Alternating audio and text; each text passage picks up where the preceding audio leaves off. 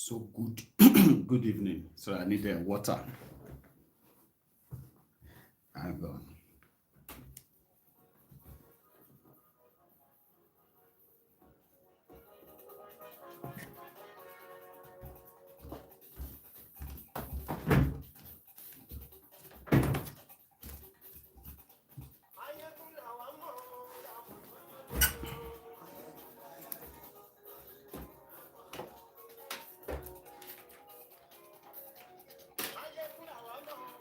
Should have put that on myself like that, but I'll just leave it here.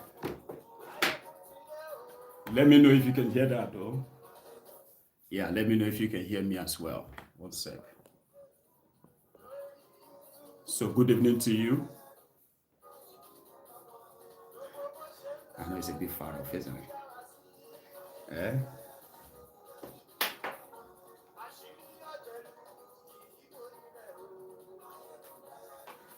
So good evening to you. Good morning to you, and good afternoon to you from wherever you are joining me.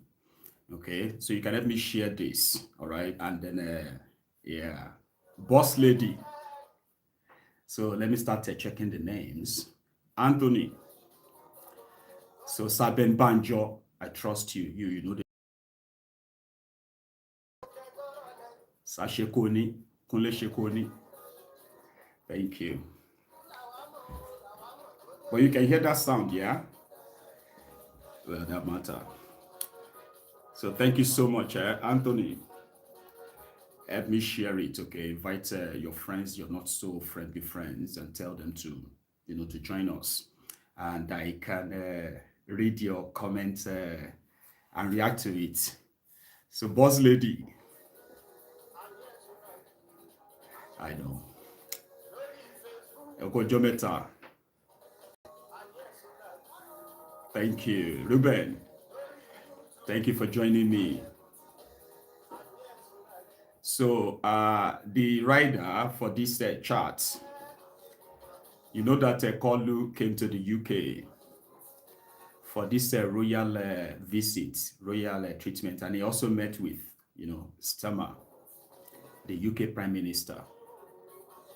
So they signed some deals, which includes the improving the infrastructure in the Nigerian ports, Lagos ports to be precise. So people are questioning the fact that why did they not include other ports outside Lagos so as to decongest Lagos and open economic opportunities of this other part of Nigeria. But the one that is kind of like getting people's attention is the deal to return Nigerians who are in deportation camps.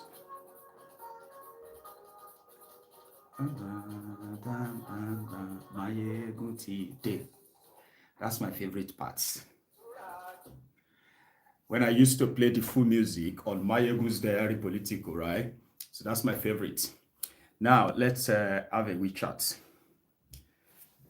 Sorry, I want you to know that this particular Maiyegun General live chat is mostly random, okay? I can react to questions or your comments and possibly make my own comments on that too. So it's going to be very much like interactive. And also, to those of you who know the number to the studio, you can phone in and instead of just typing, you can call in and say your own mind on just anything, any random topic that is of interest to you. Okay, so we have concluded the Tinubu's visit to the UK. The cost of that visit is probably yet to be disclosed. Simply put, Nigeria paid, God knows, tens of millions of pounds to fly all of those people to the UK. And they have tons of, videos, photos to show that it was glamorous. It was, beautiful, pageantry, and all of that stuff. Royalty in its full flavor. The Africa Wahala. You don't join us now. Thanks for joining us. So, like I said, be reminded though, this is a free chat and it can be so random. If you are the type who can possibly get so engaged, you are going to enjoy it. And you can also phone in if you decided that, you know what, I'm just going to call in instead of typing it. Okay. So when Tifnumbu came, he was invited, Tinubu and his wife, they were both invited by the king and the queen. But before Tinubu arrived, they've sent about 2, 3 kind of like advanced team. And this advanced team, right, includes these ministers, special advisors, business guys who are their friends in the fields and areas where they wanted to collaborate with the UK. So then Tinubu himself came with his own delegation. We don't even know the number of them. However, then we discovered that Akpabio himself also came, and many others like that. So what did they come to do? To join to celebrate the history. They call it historic visit. History. After 37 years, any Nigerian leader was ever invited to the UK by the British monarch. So what is Nigeria going to gain from that? So we have started receiving idea of what is going to be Nigeria's benefit. What is Nigeria going to then give UK for all of that? We have also started hearing what and what would be. But the highlight of them is that there are thousands, according to them, like almost 3,000, over 2,000 Nigerians who have, failed asylum applications, so they are due, for removal. Those who have committed different crimes and they are in jail and they have finished their jail term, they are to be deported. So all these people cannot be deported without the government of Nigeria, kind of like giving them a green light. So when Tinubu came, that was said to have been approved, signed.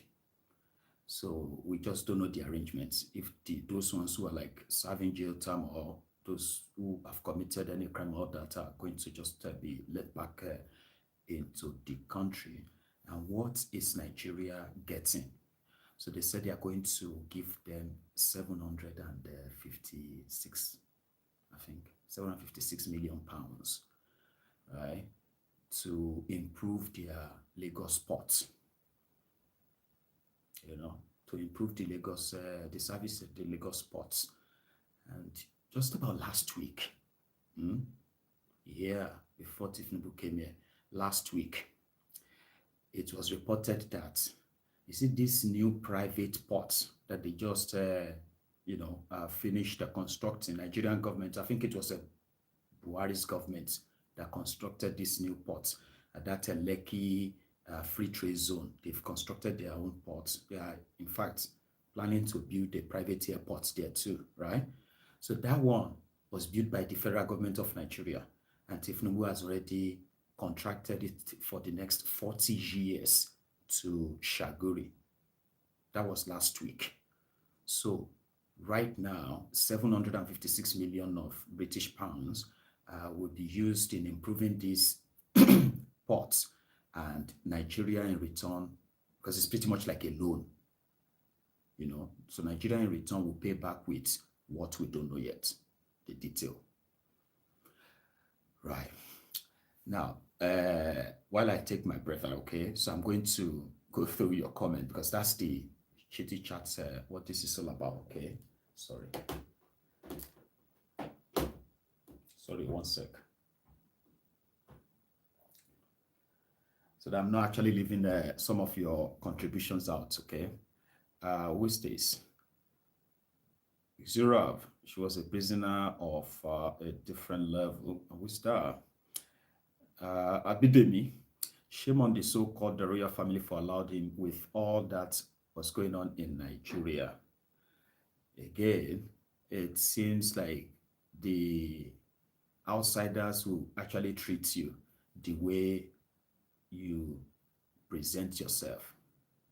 You know, if if you have a responsible government with that kind of tragedy and all that is going on in Nigeria, okay, even if it must be for some reason, like, people say, oh, terrorists, you don't let them win or hold you stage. You still have to keep the wheel of governance going. You mustn't show, what do you call it? You must not show any sign of weakness.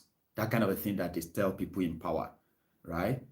But a responsible government will not show that level of, indifference and all that. That all of them, governors, lawmakers, Senate president, all of them packed themselves and dressed so elegantly, like they were so happy, enjoying it. They didn't even look like people who are the leaders of the country that is bleeding. Do you understand? So if the government of Nigeria says, so we are so sorry, Your Royal Highness, King Charles, we can't make this trip this time around. A tragedy just occurred in my country that we would be staying back. They will reschedule it. Yeah, they will reschedule it and say, okay, you know what? In fact, UK royals will actually write to sympathize with Nigeria. But because the people in power, the attention seekers, people who are looking for this international validation, they are making it look like Tinubu just fulfilled his destiny. That's what some of them are writing. So I'm not going to put the blame on the British royals that decided to roll out a red carpet. They didn't roll it out for free. What is going to give them in the long run is what we don't know. And with the way Tinubu is kind of like operating, you are likely going to finally find some scandals around wherever he agreed to. But for the British government, which is now the Prime Minister and his government, they are dealing with Tinubu. Their open deals is this bilateral deal on arms. They are also talking about giving Nigeria, ammunitions and then training the Nigerian military in combating insecurity. So all those ones were part of what they signed openly. Exchange of prisoners or return of Nigerians to be deported. That one was signed by the Minister of Foreign, was it Foreign Affairs or Interior? I think it's Interior, Olubunmi Ojo. So, and then the port deal. Others are just some kind of like miscellaneous. They're going to invest or open a room for those of you who wants to come and study here, student visas, which is not new, you get. So, yeah, I wouldn't really blame them. The people who shattered God knows how many private jets that landed in the UK in the space of 4 days, that these guys were, like all of them, coming to London. God knows how many private jets from Nigeria, a country in distress, a country that is in need of serious help. But the leaders are enjoying the... Sorry about that. Somebody's talking about a volume. I know it's not like a regular Tucano mic, like JJ Man will put it. But you can still hear me though. So, election is next year. You see all of these international meets and the way they are hyping all this international engagement in Nigeria, and then compared to what they told Nigeria, oh, Nigeria is going to benefit from this trip. Nigeria is going to benefit from that trip. Oh, now this trip is celebrating Nigeria. Oh, the president of Nigeria is with... So when you go back to Nigeria, they are not really reflecting. You get me now? They are not reflecting. And the fact that the hype and all of that are majorly like propaganda. So definitely they are selling voodoo hope to the people in Nigeria. And I was watching one of their videos where they had their massive gatherings in London. They call themselves the International Body of the City Boys Movement. So Sheyi, who is their leader, was there, right? And they were all talking about achievement of Tinubu. Okay, and the achievement of Tinubu is that things would have been so worse if it is not Tinubu that is your president today. Okay, so, and the usual way, one of them said, I have been in London for the past 3 days and I've been spending my Naira card. Limitless, unlimited, I've been spending it. No problem, no nothing. That is the Tinubu's achievement. I was like, you don't get it. When they talk about human capital development, major things that the responsible governments kind of like always aim at, because it is something that can give you a reliable data how the people are faring or how your policies are kind of like doing. How are they going with the people? So you have to rate them, starting with security. Number one, security. People need to feel safe. In fact, they have to be safe. They have to be safe to go out in the pursuit of their happiness. Government must guarantee that. Because the people have submitted their sovereignty to government, which means it is not your duty to protect yourself. But in reality, it has become your duty to protect yourself. Now, so governments have failed in that, their constitutional role. So the second one is, take a look at your education. In 2026, you still have over 22 million out of school children. That kind of a country would have no future. Reasonable. You would have no future because whatever you are building, these 22 million, half of them will be working to destroy whatever you are building because they are going to be going in a different kind of like way because they are not part of the system captured by the supposed government policy on education that trains them, prepares them.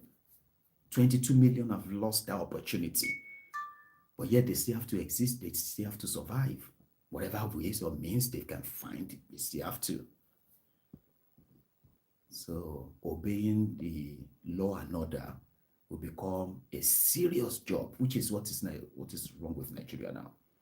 Because a lot of people will just do their own thing anyhow. Even if they look like normal people, they act or their actions and everything will continue to show that they are just not normal people.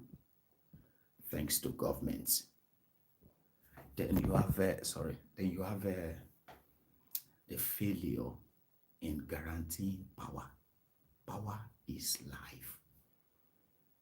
Any country that cannot guarantee stable electricity in this 21st century is a fourth world country. Fourth, not even third, fourth. In this day and time, you don't need to be a genius. You don't need to be a scientist. You don't need to create technology to generate electricity more. There are countless technologies to generate electricity. You just have to copy and paste, copy, paste. Sure you get. In this 21st century, you still have a government that couldn't guarantee power. So how do you then want to really build an economy, a sustainable economy that you can say is built on the whether technology, there be mechanism, there be whatever. So they failed in all of that. These are the things that if they are in place, other things will fall in place. Then you can start going to healthcare, welfare, infrastructure, other this and that. You can start naming them because these are supposed to be the rock, the bedrock of a responsible country. But they've stolen that from us. They've normalized darkness, nationalized it, kept promising and promising and promising and promising. You know? So, if anyone feels like there's a future for Nigeria, these are the reasons why there is none. So it's not about I want to build Coastal Road or I want to build so and so. People have been building things, but they've never reflected. All these lies, all these fake figures, they've never reflected in reality, like it reflects in the lives of the people. Because what really matters are not being prioritized. They are not. Whenever they pretended to, it all just ended up in corruption. And I keep reminding people, how can you be from a country that was generating over 8,000 megawatt electricity to a country that is now struggling to generate 3,000 megawatt electricity after 10 years, nearly 11 years of APC? Is that progress? They've turned everybody to generator, to inverter, to what else again? Solar panel, solar power, solar this, solar that. Gosh, even Aso Rock, they use solar. Cut off from the national grid. That's to tell you how bad things have become. I mean, things have gotten to under these guys. These are the real things. So when they come around and they stabilize Naira, what are you talking about? They devalued your Naira. All you have to do is to put your hand in your pocket. Don't let anybody sweet talk you. That's the reality, Abi. Put your hand in your pocket and tell me the value of that your Naira. What was the value 3 years ago? The devaluation of Naira was deliberate. It was to further ease up the borrowing arrangement of APC under Tinubu. And they got a lot of money. Added 87 trillion naira. 87 trillion naira to Nigeria's debt in 2 years. But they told you it's all right, it's normal. Oh, he's paid back the IMF loan. And a lot of them believed them. They played, they played on the people's intelligence so much that, but then when you look and say, but why are things like this? If they told us that they have done this in order to prevent this, they said they removed subsidy, petroleum subsidy, because if they didn't remove it, they will be borrowing money. They said they removed subsidy to stop borrowing. Now they have borrowed quadruple of what they used to borrow when they were paying subsidy. Devalued Naira. I never see anything like this in my life. And I'll keep saying it, and I'll keep telling my own children too. APC, they met Nigerian Naira to $1. They met it at 190 Naira to $1. In the black market too, official rate was 149 Naira to $1. 2015 or 10 years ago. 10 years is a decade ago. Chai. Nearly 11 years ago. Damn it. That's kind of like, that's a time or a lifetime in a man or a woman's life. 10 years. That is what APC have stolen from you. 10 years, a decade of retrogression. And they did this to millions of people. Even though that last 10 years will be this, probably your own, what do you call it? your own testimony time to say, 10 years ago, I was so, but 10 years now, I thank God, God has made me this or that. Yeah, you are the outliers, By the time you look deep into the number and see what they have taken from the lives of millions of people in that last 10 years, then you probably won't have to be so celebrative that way. You get what I mean? 10 years. Then they took it from 150 naira official rate. They took it straight to 1,890, nearly 2,000 naira to $1. Then they brought it back down to 1,400 naira to $1. And they said, the reform is working now. And when you say, but this doesn't make any sense. We used to buy a bag of cement for 1,400 naira. If you say that to some people today, they'll be like, when was that? I say, okay, 10 years ago. But that was a long time ago now. I say, but did you not see the drastic move and how that kind of like ruined a lot of people? But people don't see that. From 1,350, 1,400 naira for a bag of cement, then to 2,000, to 2,500, to how much? Over 15,000 naira at the time. Now it got back to 10,000. I think it's back to 12,000 now.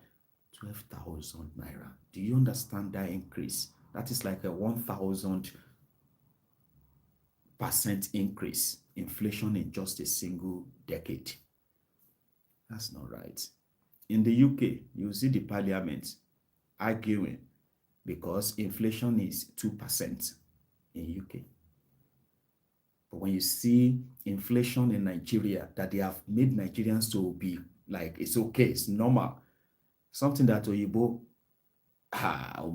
if inflation in this Oyibo land should by any means cross 20%, number one, the whole country will begin to feel it because businesses will start shutting down. Yeah. Borrowing rate, interest rate will become so unaffordable. So businesses will start shutting down. Jobs, people will start losing their jobs. And they'll start demanding support from the states. The whole country will begin to feel the beat, the heat. Not to talk of Nigeria, where they are dealing with over 45, 60, 55, 1,000% inflation. On so many other, what do you call it? There are so many of their like bills and all that. 1,000% inflation like that. And they are telling them that it could have been worse, if not because of the genius of these people. I say, wow. Our genius is on. So give me a sec. Let me now go and read a few comments and see whatever I have missed. Olowo, you've joined us. Libabs. Boro go kill this bastard. They don't care at all. And they are just like living a lie. Yeah. The African Wahala. So for me, and most people around me back when the dollar was 150, things were very difficult to, but it is worse now. That's what I'm saying. That's what I'm saying. In every economic turn, because it is something like this, right? In every economic turn, there will always be those who are going to be at the receiving ends. Many of us have been at the receiving ends. I'm talking about the worst hit. Yeah. That is why we can't forgive those who are in charge of Nigeria for any reason. They shouldn't be forgiven. If people tell you today that life was good back then, you will get to see people that will say, well, maybe for you, let us be honest. Remember when we used to buy, what do you call it? A liter of kerosene for 5 naira per liter. And people were angry, upset with Abacha. And I think petroleum under Abacha then was Was it 9 naira or 11 naira per liter under Abacha? When they were selling when they are selling 4 liters of, what do you call it, kerosene, that people used then, people were not really using this cooking gas that you have today, that people are now carrying cylinders about. Yet I remember that time that people were so poor that they couldn't afford 25 naira for 5 liters of kerosene, that they resorted to using sawdust. And this make, this old paint can, and you convert it to a stove. You remember that time? Meanwhile, people will tell you that life was good then. A bag of rice was this, a bag of semo was that. You know what I mean? But yet, there were people who were still pretty much begging. I witnessed that. I've shared my story on Maiyegun's diary, Politico, before as well. When I was in my own secondary school, my primary school, I kind of like did all of that on scholarship, like scholarship. I was so good. So secondary school, my school fees back then was, I think, 300 naira.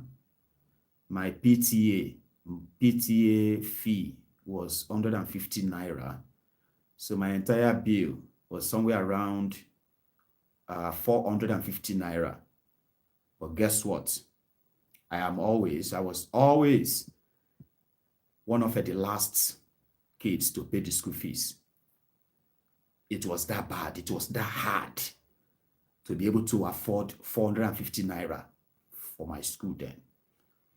So when democracy came in 1999, so I was almost like in SSF3 then, right? So they just introduced free education. It was such a big relief. 450 naira. They first cancelled PTA, that we should not be paying it. No parents should pay any PTA levy or anything anymore. You know, understand? Baba, I had people who couldn't pay 1,000. How much was a WAEC fee then? I think it was 600 and something WAEC fee. No, sorry, 1,200. That was our WAEC fee. But those before us, I remember some people who couldn't pay it. And because of that, they couldn't further their education because they didn't have money to pay for WAEC. Yeah. So it wasn't like that, it's not like when they say, oh, things were better back then. It depends on that back then. Every government seemed to have been so horrible to people from the moment that regional system of governance and all that got scrapped, in my own opinion, because when you listen to those who schooled in their own regions, when Nigeria was still practicing regionalism, right? Those who schooled in the West, those who schooled in the North, those who schooled in the East, they will tell you how they were treated. These were the generation that before they left their own standard 5, secondary school, the high school, they could just go straight into unemployment. Yeah, if they are that good, they will have this free scholarship handed to them to go and study abroad. Before they come back to Nigeria, jobs were already waiting for them. Like they were so useful, they were so young. A generation where they were being fed proper food. They were sleeping in dormitory that were like proper hostels, because they were the pioneer generation of Nigeria getting independence and all that. So if there are those who can tell story of Nigeria used to be so good, though, right? That's the generation. All of us from the 70s, 80s, 90s. Nigeria was never really good. It's just that it just keeps getting worse and worse and worse. And they are making people to get used to it, adjust. When all they needed to do is just to deliver on the major infrastructural development, cut corruption. And everybody will figure it out. One way or the other, people will figure it out and they will build the country. But no, they have made their they have made their politics a business. So people are not going in there because they want to change anything. No, they're not. fact, it will be a fool. You'll be like a fool to go there and say you want to change something, because things have gotten so bad that the people that are the victims, they are so in bed with their oppressors too. It's so sad that it is unbelievable. Seriously. Now, let me go read a few other contributions that might have probably jumped. Africa Wahala. So, Polapenga, Ernest, Gabo. So, when things come back to the same as it used to, even if we have a good government in power, absolutely. Absolutely. It takes the leadership. You need leaders that are different from what you used to know. That's one thing about Nigerians. Nigerians are easily, impressed. Nigerians are, what do they call that thing again? African Wahala, impressionable people. Let's say, for example, you go to an election, okay, and the popular candidate is declared winner. The one that says, let's say, we need to cut waste in government. Because by the time you manage to, if the president of the country cut waste, every other organ of government, they will follow. They will follow. Including these other federating states. They will begin to follow, because the power of the federal government is so huge that the body language of the federal government is what every other organ of government in Nigeria just need to follow. And then they have the field day. When Bokwari pretended to be a anti-corruption fighter or something, do you not see that impression of so many people then? They were first 6 months, then the first 1 year. Once they realized that this man, Sakama J, and a liar, Jarena thief himself, you know what I mean? Everybody just started, they turned it into a bazaar. Look at what happened to Nigeria. So good governance includes when you have the resources of the country honestly and, evenly distributed, all right, things can go back to where it is. And the only way you can have that is for Nigeria to go back to regional system in a modern way. It doesn't have to be the way it was in the 1960, 1963. That's the closest that Nigeria can probably have a real future, a real existence, and Nigeria citizens can probably one day, right, stand up and say they are Nigerians again. And that is, everybody should stay in their own, I'm not saying like you have to stay there, let everybody manage their own resources in their own region, administrative region, autonomously. Except for any one of them that feels like they don't want to have autonomy. That is where referendum comes in. Because if the people of Niger Delta, if they are allowed, right, to use every means to develop their own resources for their own use, all they have to do is for the people of Niger Delta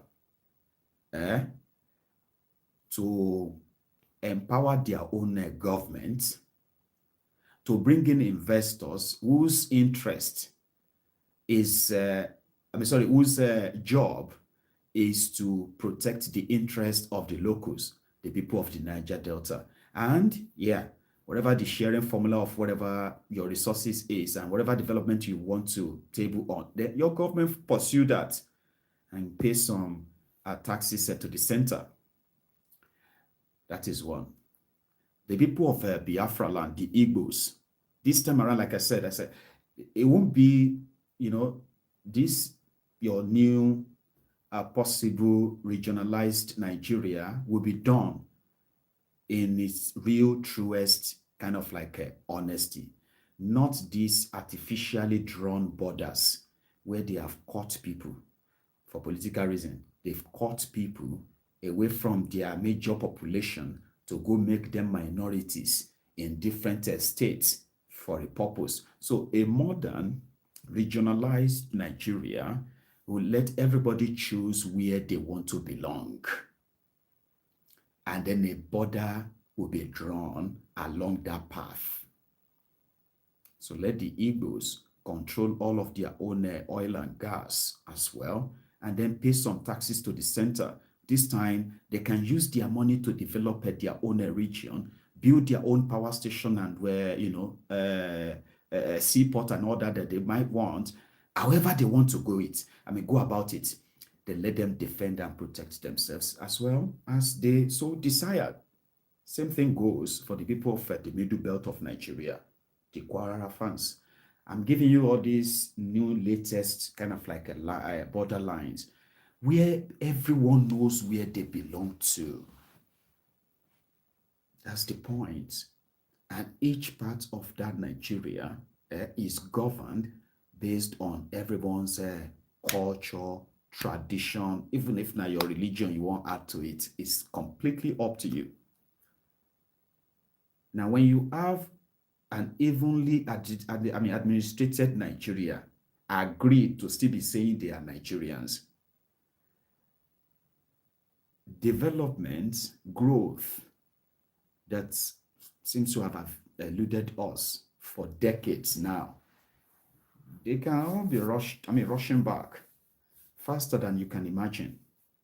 So the bottleneck of one Nigeria is what is strangulating everybody. So that is why there is no part of Nigeria that is not marginalized in the truest sense of it, apart from the one they make pretty much official. The only thing that unites the criminals of Nigeria is the Commonwealth of Nigeria. The only time they fight themselves is when they feel like they are being cheated out in the sharing, and then they will need you to fight their fight, which in itself is another convo. So, what have I missed? Rafobi, good evening to you too. Fatai Musbao, hello to you too. Thank you. So, Africa Wahala, you're backing me. Yeah, that's the point. A lot of us are where we are today because we got motivated to probably look elsewhere for, for survival. I mean, we all have our stories, no doubt. But we can't just say, oh, Nigeria used to be so good.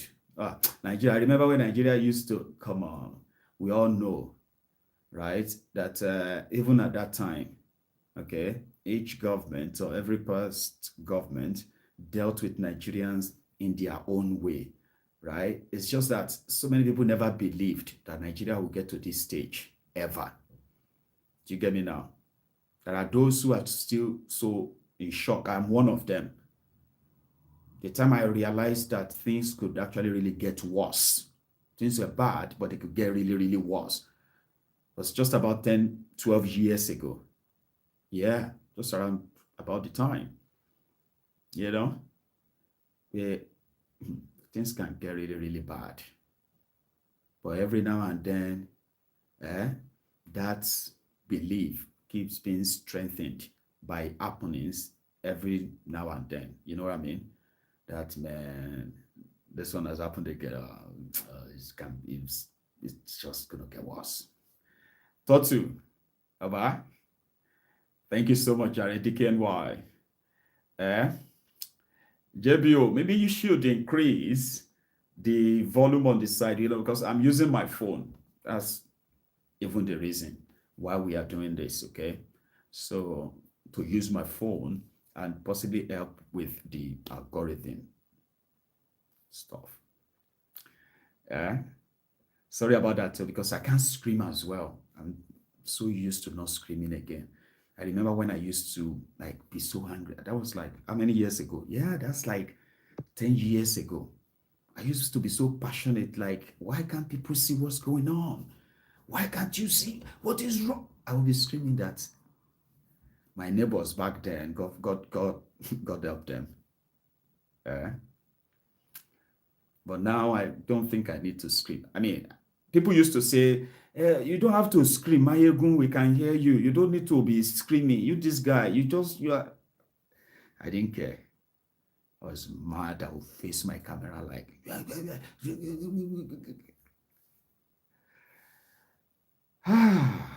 until I realized that it is going to take more than just shouting and screaming to get people to probably reason and understand the danger that is lurking around them, you know? Eh? So thank you. Just passing.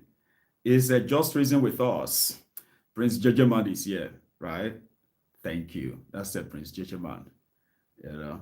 So Boss Lady is still very much around as well. So I am reading your comment, but you can help me like the broadcast. You know that too. Just like, and then 1 sec. Okay. So you can help me like the broadcast if you haven't already. So, and so where were we? I'm trying to see if I've missed anything, right? So Collins is with us as well. Who else? JBO. Brilliant. So the African wildlife is still very much here too. So, so just passing, I built my house when cement was 600 naira. See, and then we thought, give me a sec. That's jumped up. So then we thought it was bad. God bless you. As young as I am, I may not remember the exact year. I have witnessed a bag of cement sold for 150 naira a bag. I must have been very little, but 150 naira a bag. I have witnessed that.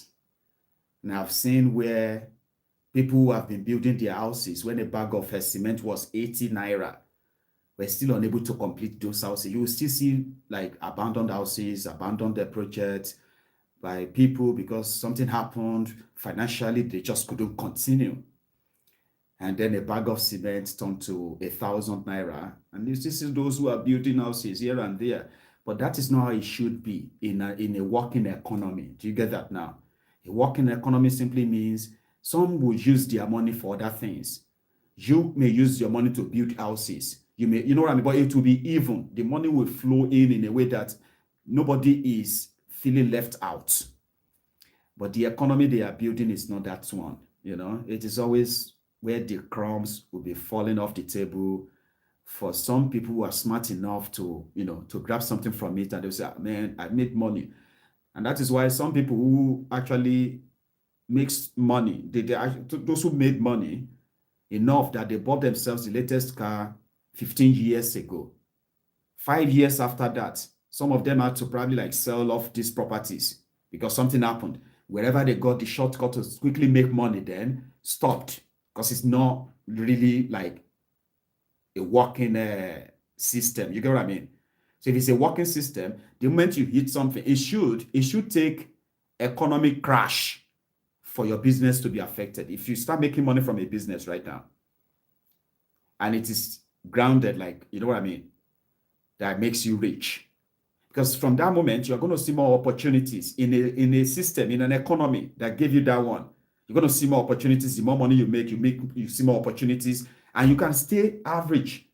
That the only reason why you can become so broke is either you have a gambling problem, or the economy, the entire world economy crashed, and you lose money. But in Nigeria, the world economy doesn't have to crash. You see young people who just started getting maybe government contract, maybe some contract, maybe something, right? And then they start kind of like making money enough to start setting themselves up, you know, start what do you call it, family. And then 5 years after that, something happened, right? They no longer make money. They started selling these properties off. That is the kind of economy they've been creating for us in Nigeria. That is why you can see a lot of people that you knew back then.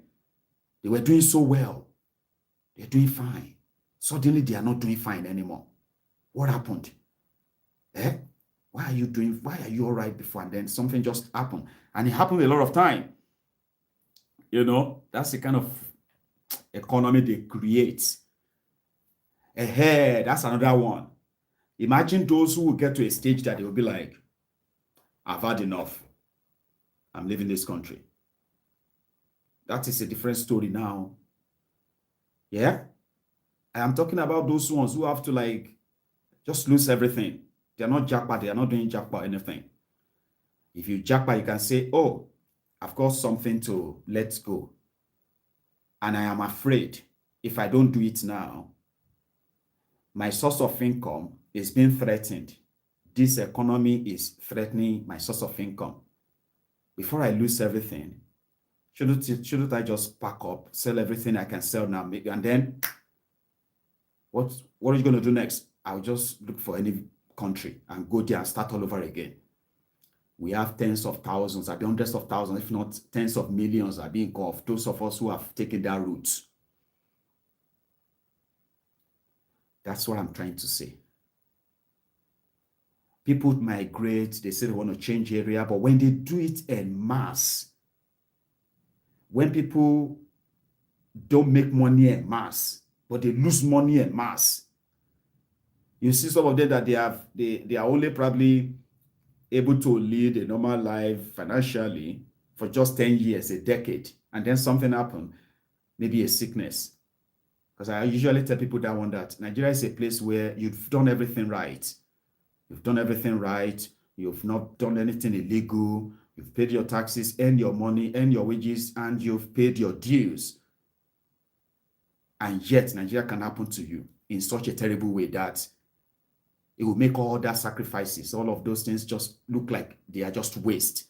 Because there are people, Nigeria is a place whereby you are just one sickness away from losing everything you've worked for.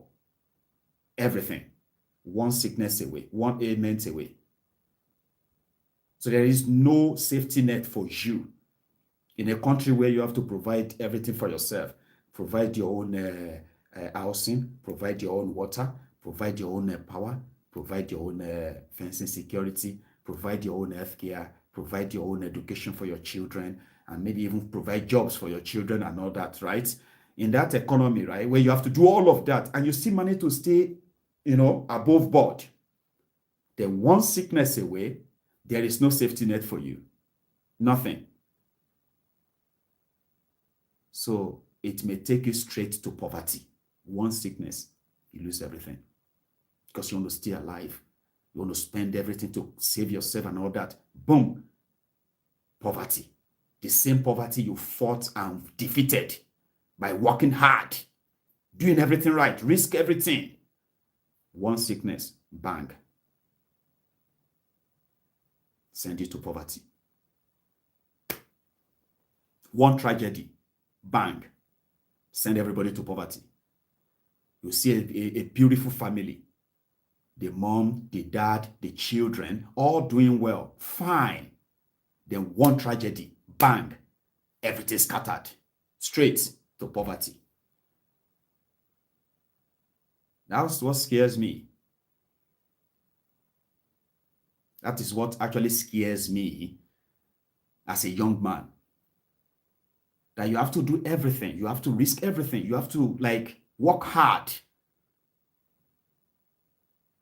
But you are in a country where those who are supposed to have your back, they are all holding different dagger.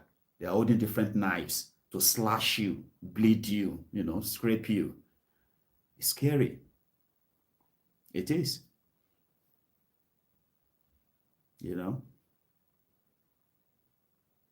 So now people who have left Nigeria, you get what I mean now? Sorry, 1 second though. I don't want to miss your comments, okay? Normally I should put the comments on the screen here so I can read it. Sorry about that though. If my message touches some nerves, I'm speaking from experience. I've seen a lot. I'm a young man, but I've seen a lot. And I bet you Nigeria is a place where if you have the time and you let people sit in a room, I want to do something like that. I want to bring people into my studio, do a podcast where people will share their personal experiences in kind of more subtle, like calm way, if they can. Nigerians will tell you what they have, if everybody tell you what they have been through to get to where they are, how Nigeria disrupted their, almost ruined their lives and all of that. Here you get no safety net, no protection, no nothing.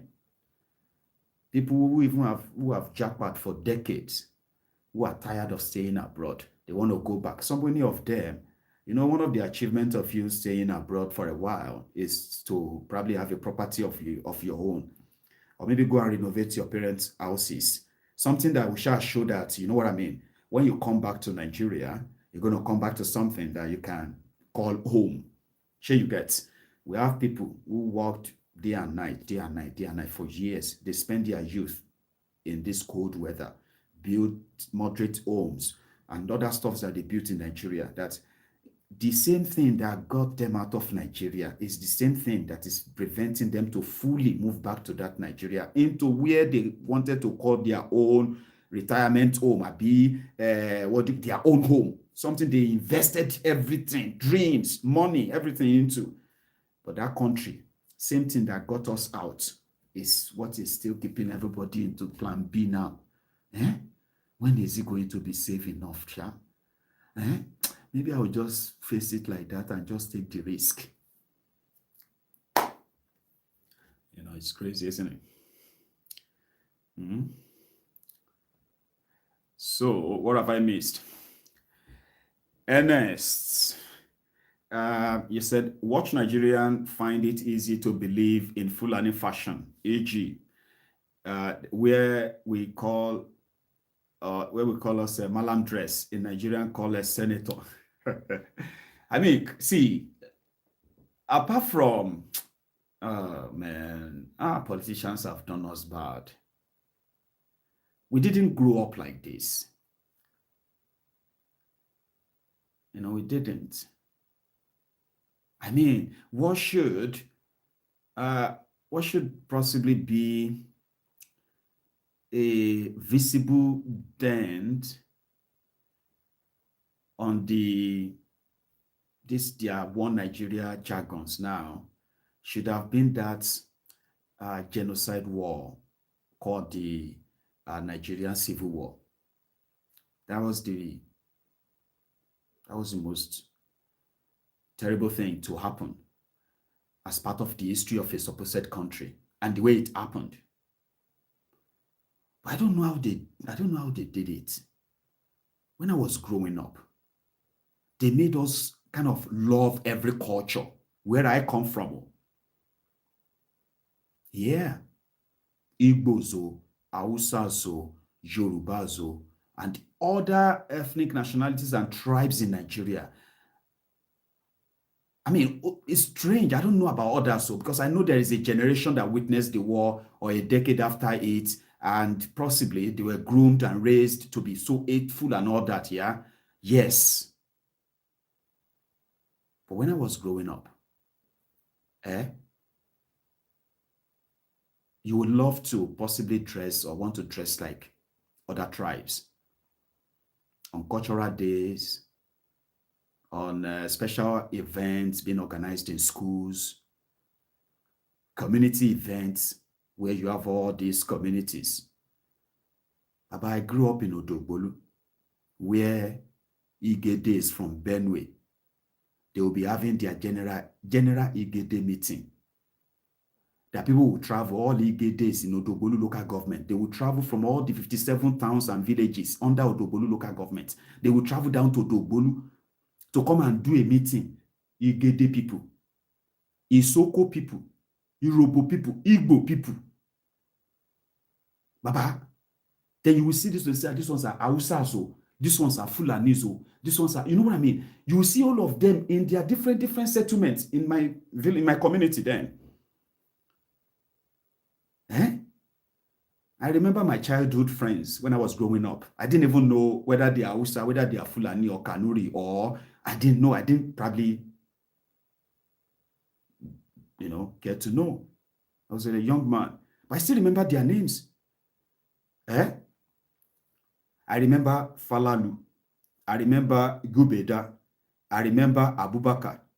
I remember one that we usually call Taye because I can't remember what is the Hausa name for the twins. Sure you get. So we call the twins in Yoruba, we call them Taiwo and Kehinde, the first one and the second one, right? So the first one is a male, which happened to be my own mate. Their father had, I think he had about 4 wives. They rented an entire house in my area. Like you would think the old man is the owner of the house. That's the way they gave birth to all of them. Me as a little boy, I grew up with them. Unfortunately, I didn't probably learn Hausa, unfortunately. I was probably like thick skulled enough that I couldn't learn Hausa. That was my opportunity. But guess what? I used to stay with them when they are always making this, their tools, their other foods that they sell to us. In this Ramadan that I just finished, right? They will be around the time that we buy I was kind of like I get the best bowls of tool. I was their friends. So when they are making all the tools they want to sell, they make some for us. That was how I grew up. My own tenants, my own house in Odogbolu. We had Alice, Paulina, they are Igedes from Benue State. I remember them very well. These were the ones who were like they grew and lasted in my home. So the point I'm trying to make is this.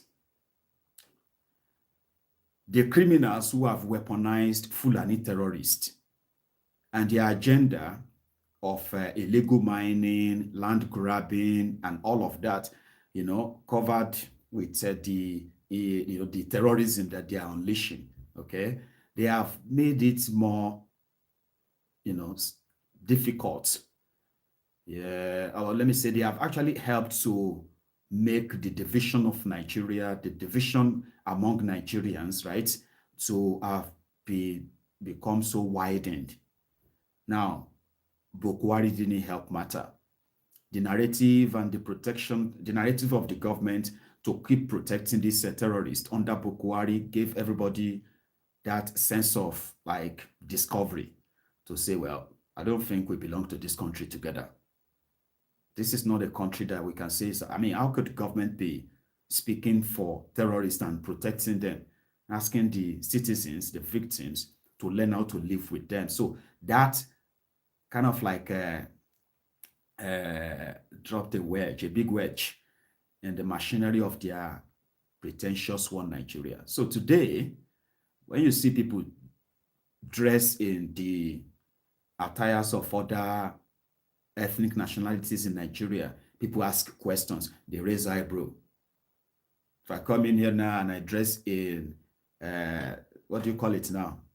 Babariga or something, or senator, you automatically feel like, why are you dressing like all these people, Maiyegun?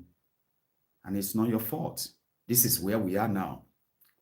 This is where we are now. If I come here now and I dress, wear Isiagu, and then I dress like an Igbo man, a typical traditional Igbo man, you will even still see some who are Igbos that they'll be like, why is he trying to pretend like he's Igbo? What is wrong with this guy?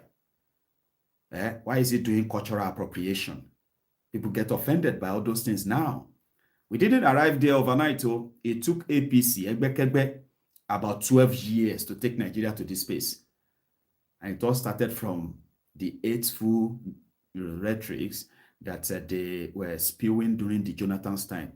I don't think they actually planned to rule Nigeria when they were unleashing all those propagandas, all those lies, all those hateful, stuff that they put in the media then, because they wanted to take over power from Nigeria.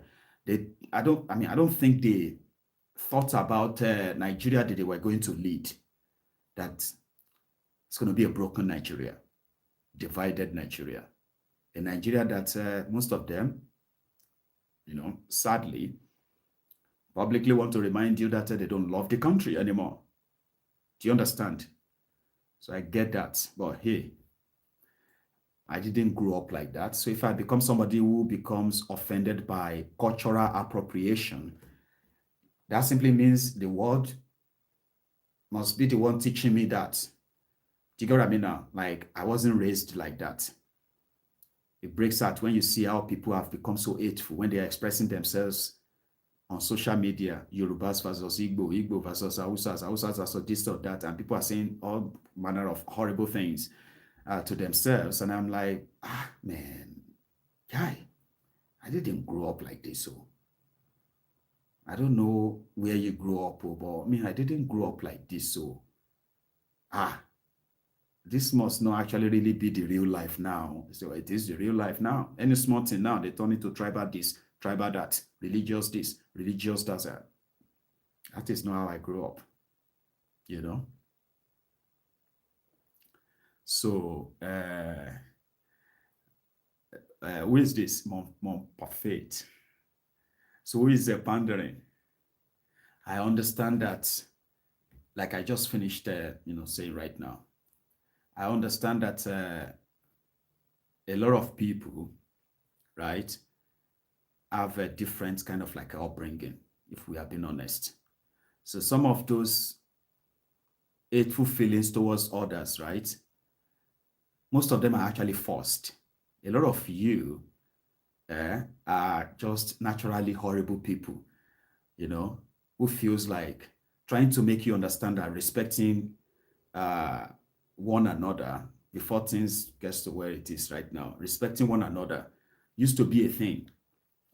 Okay? People are not so sensitive about mundane things when the country that was supposed to be your country is burning right before your very eyes.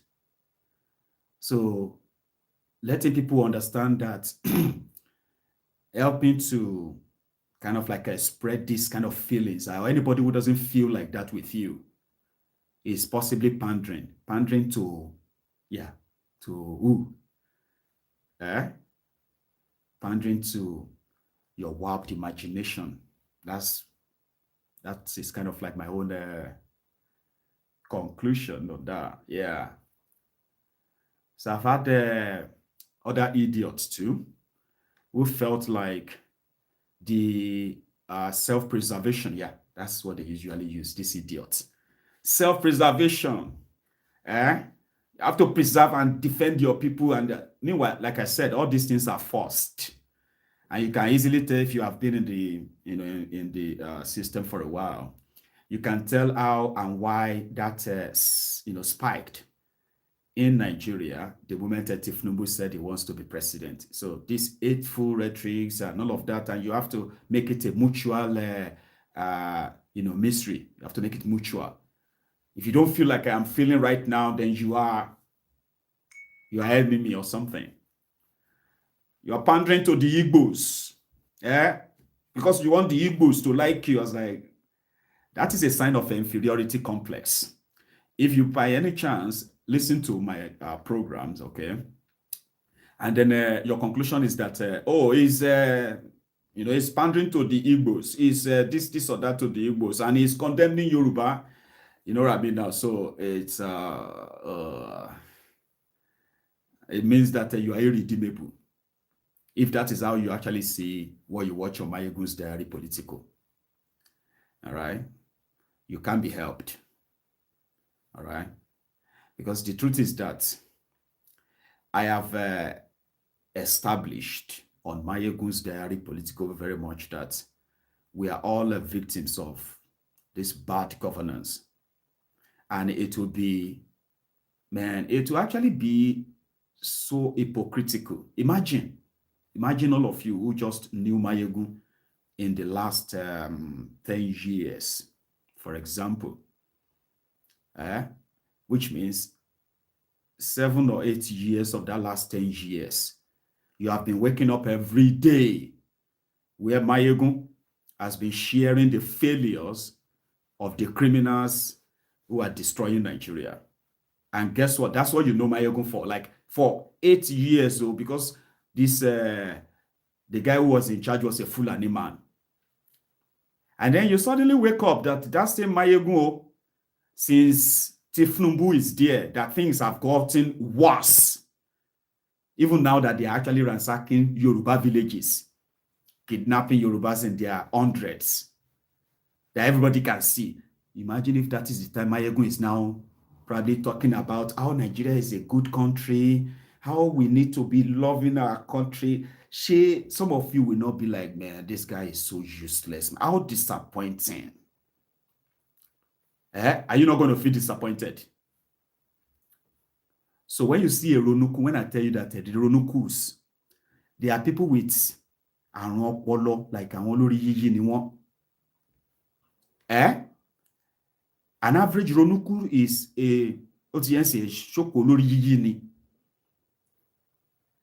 Nígbà when Buhari was there, they pretended that they love Yoruba land, so they wanted Yoruba nation.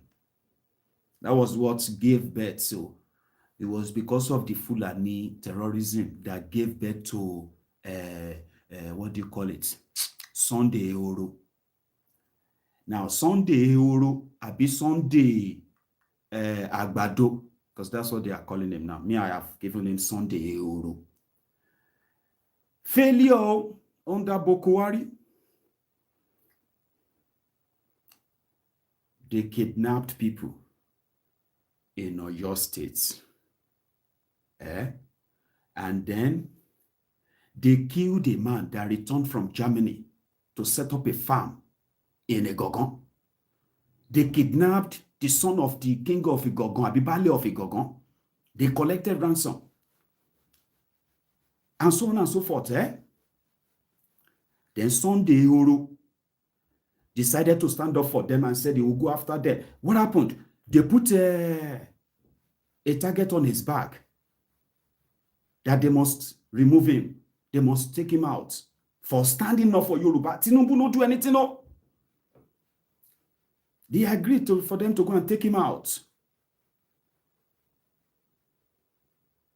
Then, 8 years after, Buhari's done all the damages and all that. He's gone. Tinubu is president now. Now we now have Kwara, Osun, Ekiti, Ogun, Oyo. All of these places experienced countless attacks between January and March 2026. 32 attacks on different communities and towns in Yoruba land. We started seeing videos of Yorubas packing their loads inside trucks, escaping from their towns. We started seeing terrorists going inside churches to kidnap people. They didn't do all of that under Buhari. But Yorubas were angry. We were angry. How could Nigeria do this to us? How could Nigeria treat us like that? And all of that. So it was easy to convince every Yoruba that it is time, we need to protect ourselves, we need to defend our land. So if Tinubu don't get there now, they say we shouldn't say it. That if you are saying it, you are just pandering to the Igbos. If it is an Igbo man that is president, the Igbos are not going to support him. It's only you, these Yorubas, they are killing Yorubas in your point.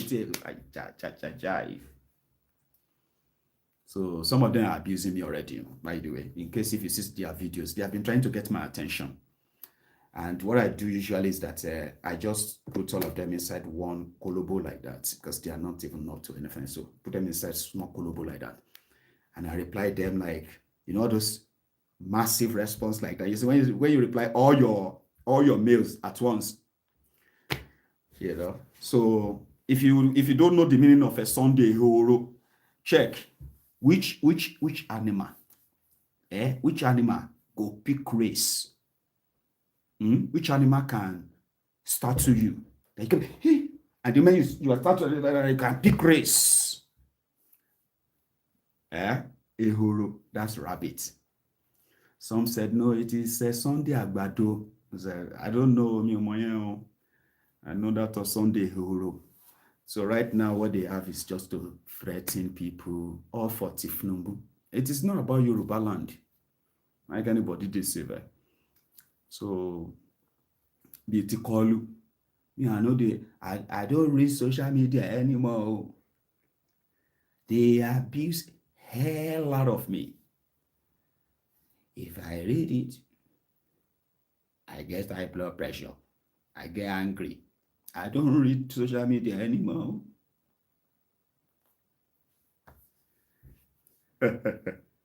Sorry, Jerry. I got to put right?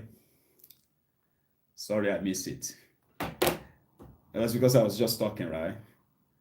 So let's see. I will keep the line open. Okay. So an average Ronuku no get sense. So if you now come to me and say, are you not a Yoruba? Hey, I say, Tifnubu get all the power right now to stop the nonsense. But you all know that's not the purpose. You are all going to help him do that 8 years. See, make I tell you something, If Nigerians are really tired, 2027 will be the time that they will put an end to all this nonsense. Okay? Because that's one thing I've figured out. They pretend to be powerful, but the people are not on their side. Okay? All those who are doing their vuvuzela on social media, they don't even make up the number to put them in power. They are so inconsequential. And the criminals know. Sure you get. So if the people are tired for real, they can get rid of Tifnubu and APC. All of them, everybody. But you know, your next question is going to be for who? Is it going to be for ADC? All these thieves and all that. I am not interested in your election or anything because I know that it is all going to end up the same way. And that same way is that you can never win against the house. You can't let the house. You know, when you go to go to casino, and then you have to play and bet and bet and bet, you are not expected to win against the house. The house always win. That's the exact system you have there. So you cannot let them keep setting the rules. They are the ones setting the rules.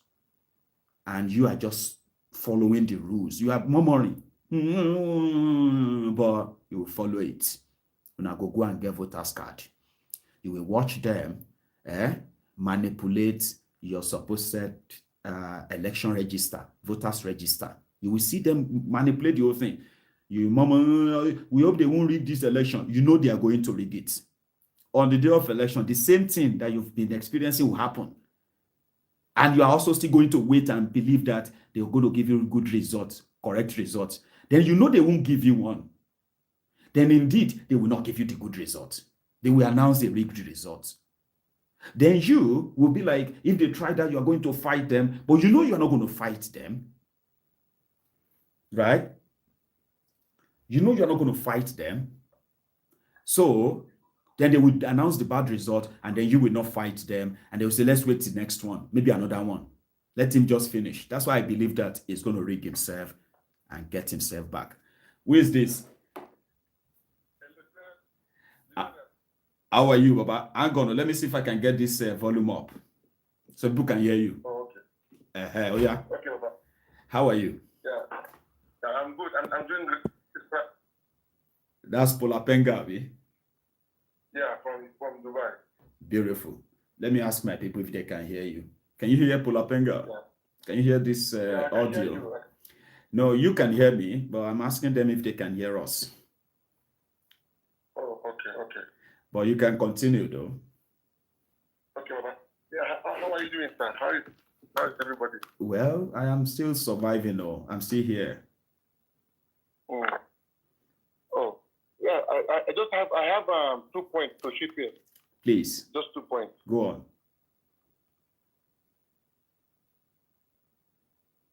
Can you hear me, sir? Yes, so go ahead. We can hear you. Yeah. The first one is because we live here in the Middle East, and there is still ongoing missiles flying in and out. You know. Right. And right. why we are so concerned is, you know, Trump they see him as a bully. You know, they see Trump as a bully, and sometimes when he speaks, they think he's not serious, but he's damn serious. You know. I know. You know, so he has threatened Iran. He said that he is going to dismantle Iran energy, power energy, which is their oil, petrol, and everything. And he did it jointly with Israel. They have neutralized Iran power energy, their oil sector.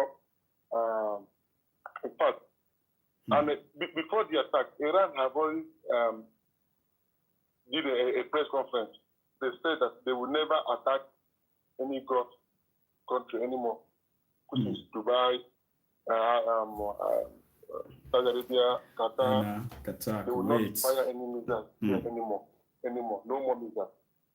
But That's a good because one. of the attack, but because of the attack, that attack was very coordinated and it was successful. They have destroyed Iran, oil sector, fuel, everything. So Iran now, the same day, Iran fire to Saudi and to the whole world. The biggest oil reserve is in UAE. They fired was successful. Everywhere was on Fujairah was on fire. In UAE. Fujairah was on fire. So right now as we speak, believe me, many people may think this war is not that serious. Believe me. There's my colleague that was working in Abu Dhabi. He was hospitalized because they said the missile, I don't know, maybe they intercepted the missile and the flash or the smoke, I don't know how to put it. The cloud from the missile fell on him in the company.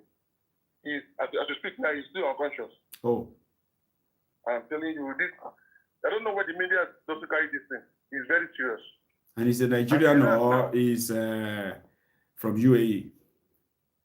You know, even UAE, and they like to, the news going on here, they will die, they will kill it here.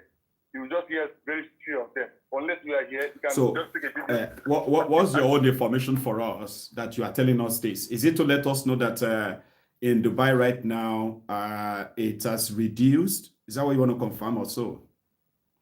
Yes, but I see the Iran sent message to all airports in Dubai.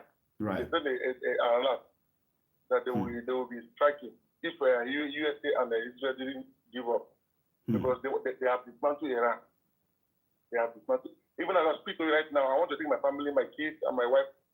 I want to go home. I've even I've reached out to Nigeria. Huh? No, I'm with you. I'm listening.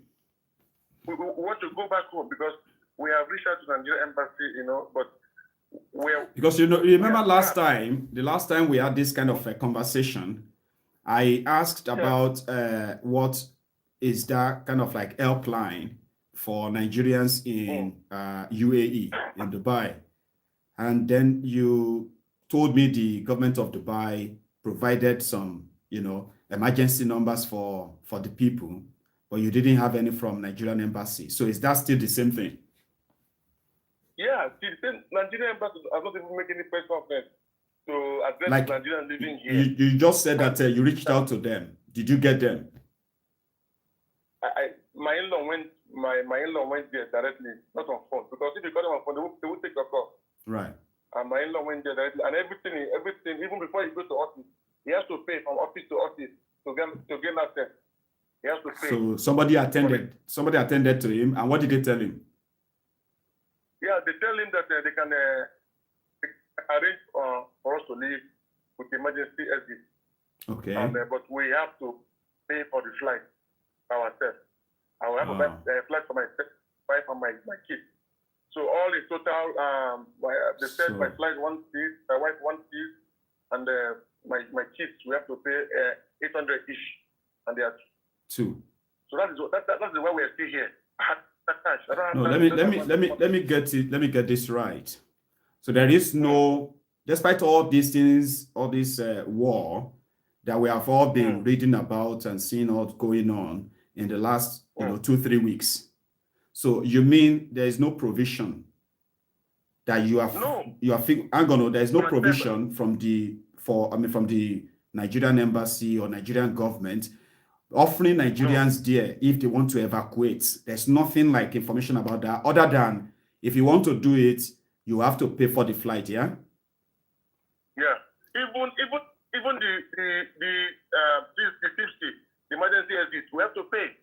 But my in-law, I've already taken care of that. We have to, nothing is free.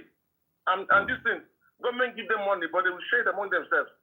So if you go to Nigeria embassy, no, you are not sure of that one. You know, this is a serious battle, Polapenga. You know, something that we used to say that, oh, that's what they do. Now, that's why I'm asking you this. We don't know who is watching. Sure, you get. I'm asking you simply because this information may really change a lot of things for a lot of people that probably won't know now. You get what I mean? Because we don't know who is watching.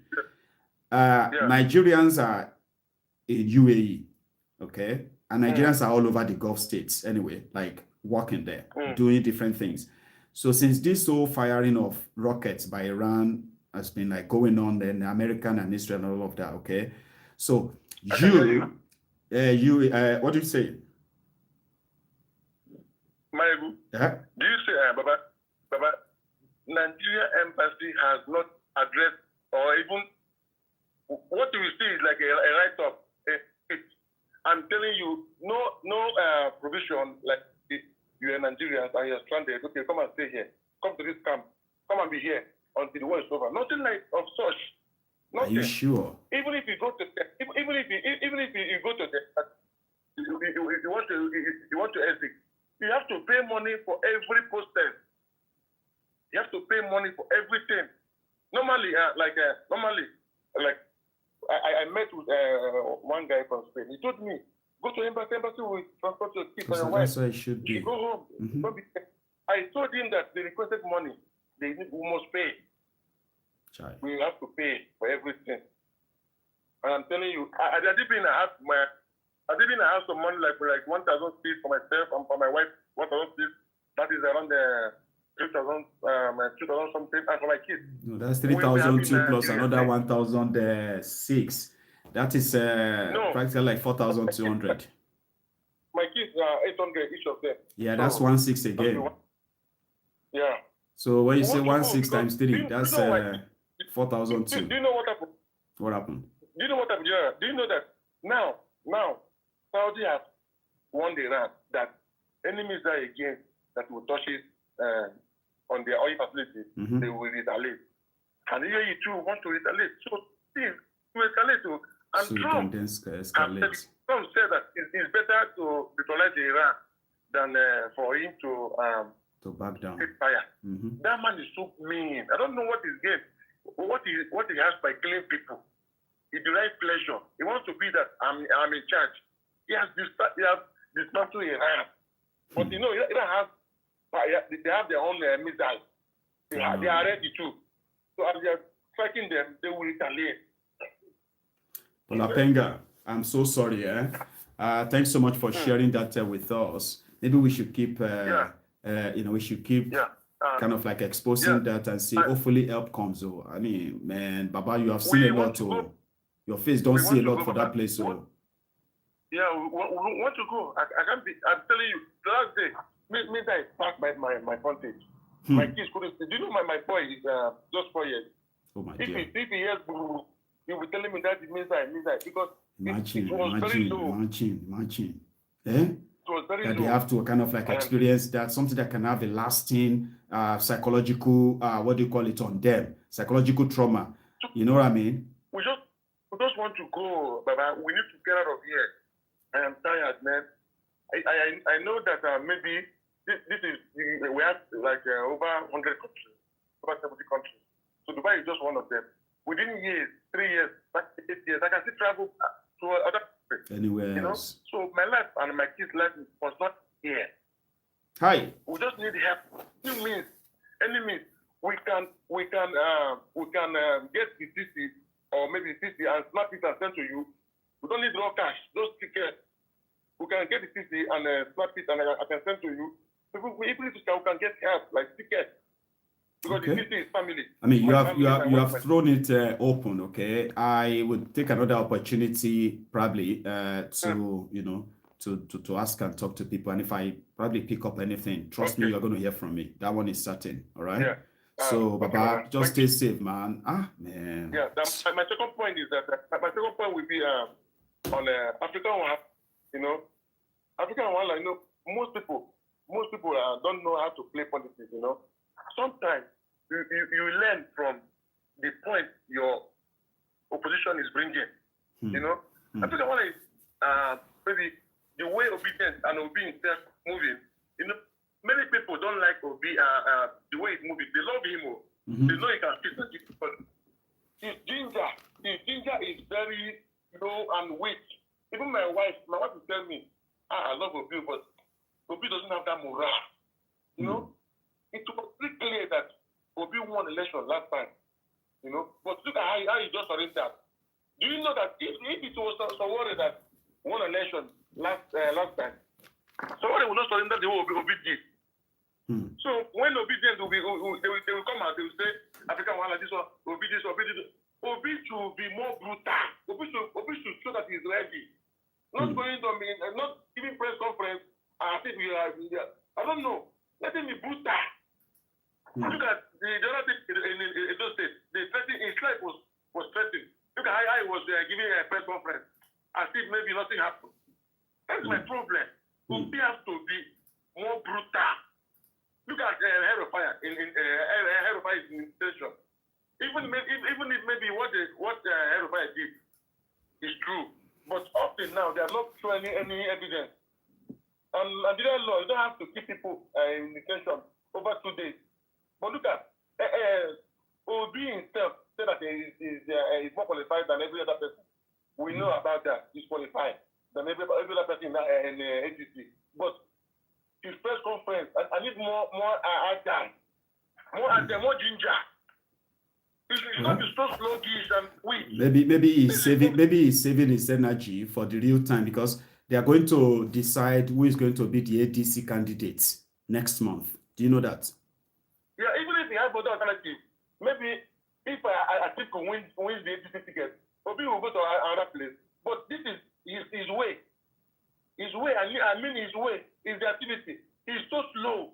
You know what I'm saying? He's so slow. Koolu is a slow poison. Koolu, I know Koolu very well. I was born and raised in Lagos. Koolu will buy everybody around you. If care is not taken, he will eliminate you yourself. What did you do to social William? So Obi is too slow. Obedience is we have energy. Obedience we have energy, but our principal is weak. And he's qualified, but he's weak, but he's qualified. But his appearance is weak. He appears so weak, he doesn't give me that vibe, that ginger. We love to see. Look at Badebo. Last time they attacked Badebo when he went to do some meeting. Look at how he was on another TV, how he was talking to Rafai and Uben. If it was his aggression, or even on national TV, you understand me? But Obi will be doing as if, I don't know. What is the problem? If Koolu rig him again next year, I don't know how he will react. I don't know. That's why this guy, Baba Ahmed, left him. Baba Ahmed needs ginger. He needs vibe. I think Baba Ahmed, he needs vibe. I'm telling you, if I think Baba Ahmed was the principal in that election, and Koolu will not be there, will not take it that easy like that. I'm telling you. Well, but it's kind of like working for him if you come to think of it, right? There are those who have this vibe you are talking about. Maybe they do, but they don't move the number. And this is a game of number, right? Everybody knows. No, I mean, I'm not even talking about the qualification. I'm talking about his audience. You know, his supporters keeps growing. That's something that Nigeria is about to find out again. There are those who believe that with all these things that Tinubu, this power, this spread that Tinubu have right now, there is nobody that can match him. That Obi doesn't have that thing anymore. Like, you know what I mean? I'm gonna know. And we have those who are obedient, like yourself, who have come out to say, you know what, if this is how Obi is going to be going, they don't think they are going to waste their time again. And these are people that people felt like they are, you know, they're like influencers. But let me tell you something. From my own observation, sure you get. The reason, wait now. Sure you guys see. The reason why it seemed that this Tinubu and his guys are obsessed with Peter Obi is because that way he talks seemed to resonate more, plus other things, with a lot of people than to talk tough. You know what I mean? Like, which is not his nature. Have you ever thought of that? Yeah. No, go ahead. But can you hear me? Yes, I can. Little... Oh, sorry. Yeah. I can hear you now. Do you know I beat my chest 100 times and I stood by Obi. I trust him. Obi can deliver. When he gets there, he can deliver. But getting there is not that easy. His pattern is what I am against. His pattern. I trust Obi. Getting there is not that easy because power is not given to you like that. Okay, do you know why? Do you know why Koolu is holding a fire? Koolu knows that Aerofire wanted Obi to win the ADC ticket. Don't forget. And the Aerofire has been meet with Politico. I think like maybe 2 times, begging him to step down for Obi. So Koolu knows that if ADC should do their what they call it, the national distance, their convention, that Politico will have more power to win that ticket. So that's why he's keeping him ahead. So my concern against Obi is that his pattern. He needs to change his pattern. It's working for him. But look at what happened last time. Okay, do you know that I wish Obi has money? Okay, last time in those states, they attacked him. What happened? The second time in River State. Why? Look at what happened in the gathering. Why? What happened when he brings us money and mobilize people? He has the money. Mobilize youth or even forces. Invite police. Pay them. Because if Obi bring money to pay police, police will come. At least let him be doing something that his way is he needs to buckle up. If he gets there, he will deliver. But getting there is not that easy. Getting there, this is pattern. I don't like it. I want to be more agile. Like it's not motivating, eh? Okay. Anyway, Polapenga. The point is okay. The point is okay. But Obi should vibe. What is this? Presidency, not governor. Presidency. Anyway, not governor. Thank you so much. It will not be that easy. I know. To become president, it will not be that easy. No. There is battle. Koolu will fight him. Koolu will fight him next year. Koolu will come with everything. And they are going to throw everything into it. Yes. So what Obi should buckle up. I'm obedient. And I love Obi. He will deliver when he gets there. But getting there is the issue. Okay. Getting there. Obi must fight. Obi must fight. Well, he said he's up to the task. He's as qualified as anybody else. And he will also do what is expected of him to become the candidate. So let him become their candidate first, Abi. Yes. Okay. That's why Koolu is not going to fight. Thank you so much, Polapenga. Let's see if I can take another one. In fact, my time is so up anyway, but thank you so much for calling in, okay? We have spoken for 20 minutes. So, and then, if anything pops up, you will hear from me as well, okay? Yeah, please, Baba. Please. Yeah, we want to leave. We want to go. No wahala.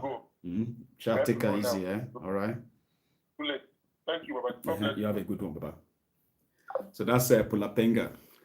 There are those who want to be speaking and spitting fire.